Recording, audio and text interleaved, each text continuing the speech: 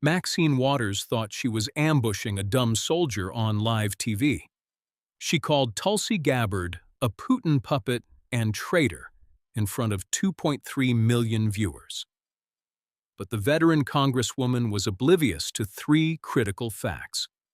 Tulsi Gabbard had been conducting a deep-dive investigation into her for 3 years. Waters had amassed a $12 million real estate portfolio on a civil servant's salary, and her own chief of staff was currently wearing a wire for the FBI. What followed was a 47-minute masterclass in political destruction, resulting in a 30-year career evaporating under the studio lights of CNN. The ambush that backfired. The air in the CNN studio was thick with a tension that usually precedes a historic disaster. Maxine Waters arrived 30 minutes early, draped in a burgundy suit with every curl of her signature wig lacquered into place. She sat across from Tulsi Gabbard, tapping a thick folder labeled TG Opposition Research. As soon as the red light flared, Waters bypassed the script. "This isn't a celebration," she barked at Anderson Cooper. "This is an intervention." She turned her icy gaze to Gabbard, branding her a traitor, a Putin puppet, and an Assad apologist. To drive the point home, she triggered a prepared video montage of Gabbard's most controversial diplomatic meetings.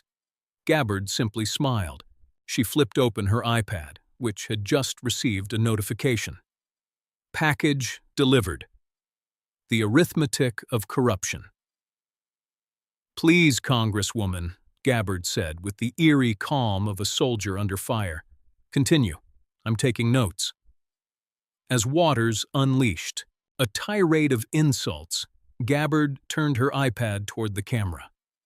On the screen was a Zillow listing for a $6 million mansion in Hancock Park. "Now, that's a beautiful home," Gabbard remarked conversationally. "Must be nice to escape your district for somewhere so safe and clean." Gabbard then opened a calculator app, inviting the audience to do the math.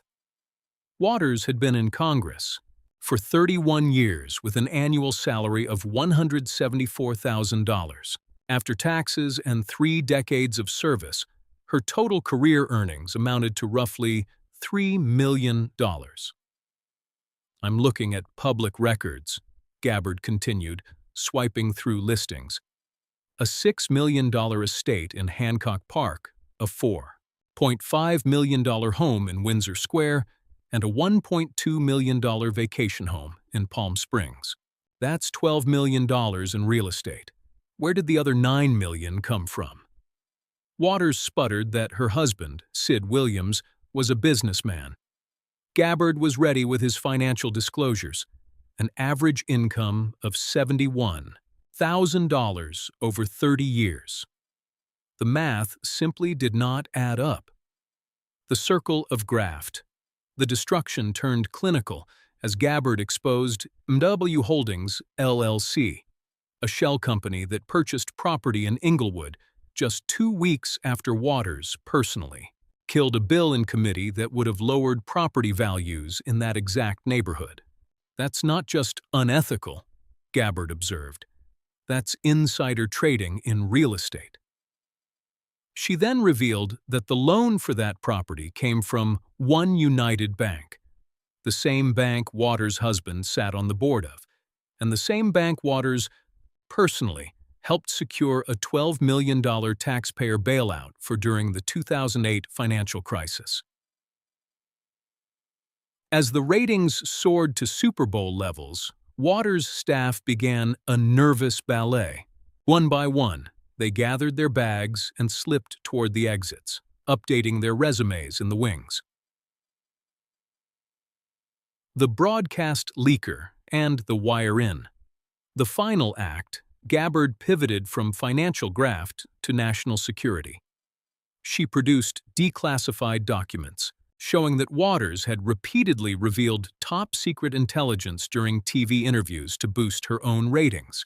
From disclosing NSA collection methods to exposing CIA asset locations, Waters had become what the intelligence community calls a broadcast leaker. But the final blow was internal. Gabbard revealed a whistleblower complaint from Waters' own chief of staff. "She's the one who left at the beginning of the show," Gabbard whispered. "She wore a wire for the FBI for 6 months. Every corrupt deal, every leaked secret, all recorded." Waters pulled out her phone to find 47 missed calls from her lawyer. Her face crumpled.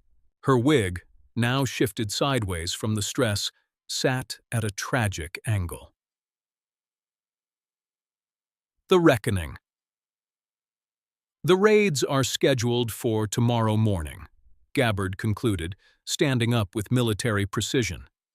"The real traitor has been sitting in Congress for 30 years, selling votes like carnival tickets. You are a cancer in the body politic, and tonight you've been diagnosed." Waters fled the studio before the final commercial break, leaving her wig behind on the floor. Within hours, the political earthquake triggered tsunamis. Simultaneous FBI raids hit Waters' mansions and her daughter's businesses. Waters was eventually sentenced to 15 years in federal prison at the age of 84. The studio, where it happened, now bears a plaque. On this stage, journalism accidentally happened. Tulsi Gabbard proved that in the information age, the most dangerous opponent isn't the loudest. It's the one who does their homework and waits for the truth to find its level.